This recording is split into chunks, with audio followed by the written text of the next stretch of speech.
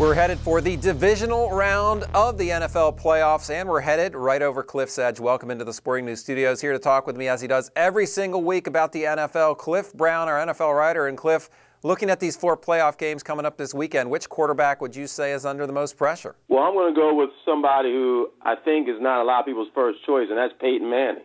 Manning's had a remarkable year with the Broncos, leading them to the #1 seed in his first year there.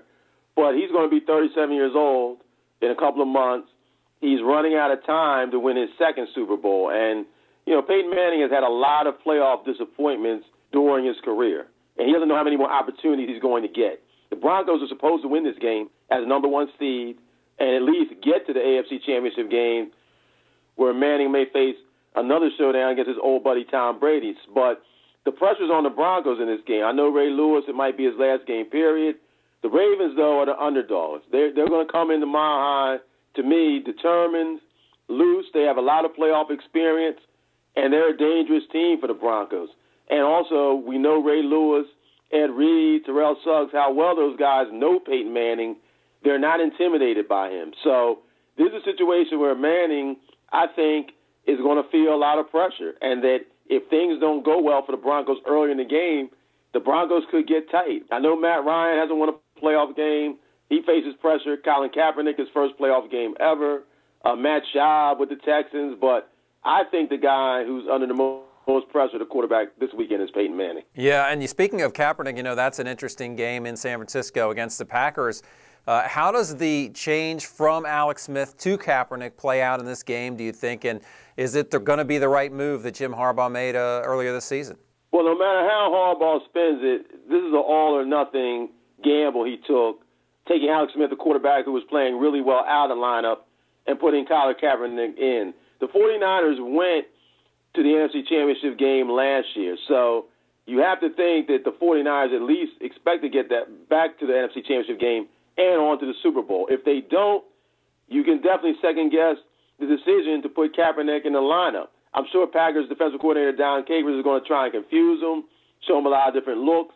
If Kaepernick doesn't play well and the 49ers lose, that would be a worst-case scenario for Jim Harbaugh, who is probably going to lose Alex Smith after the season because he's going to want to go elsewhere. Yeah, absolutely. And now, if you're not playing, you're one of those teams that's out of the playoffs or didn't make the playoffs. So we've seen the coaches get fired. Now we start to see the assistant coaches get let go. Rob Ryan in Dallas, Tony Sparano for the New York Jets. What does it say to you when a team takes a coordinator, offensive or defensive, and lets them go after the season, or in the case of Baltimore, during the season? Yeah, well, coordinators are convenient fall guys when things go wrong. As you mentioned, we saw it during the season, and now Jerry Jones, Cowboys owner, says after the season he's going to make people uncomfortable. There's going to be changes in Dallas. What does he do? He leaves Jason Garrett in place, but he fires the defensive coordinator, Rob Ryan, who, for my money, was doing a pretty good job in Dallas, particularly considering how many injuries the Cowboys had on defense this season. And then in New York, it seems like everybody except Rex Ryan is being fired. Most recently, Tony Sparano, who lost his job as offensive coordinator on Monday. Now, Ryan, to me, he's already proven that he cannot handle things on the offensive side of football. This will be the Jets' third offensive coordinator in 3 years. Whoever they bring in, it needs to be, A, someone who can make the Jets' offense more explosive, and B, somebody who can develop quarterbacks. Mark Sanchez has regressed there. They didn't want to play Tim Tebow, and supposedly they brought Sparano in to work with Tebow. That was a colossal failure. Is Ryan kind of in the same situation that a Norv Turner or an Andy Reid was in last year, where it's kind of like, well, we'll give him one more year to see what he can do? I think Ryan is, in some ways, a lame duck coach, because no matter how you spin it, so many people around him have been fired, and the Jets were such a disappointment this year that, yes, if he doesn't win next year, I think the heat, particularly in a place like New York, will be so intense that Woody Johnson will have to make that move. But, you know, Rex Ryan, to me, is lucky he got this opportunity. I thought Woody Johnson should have let both Mike Tannenbaum, the general manager, and Rex Ryan go, or kept them both.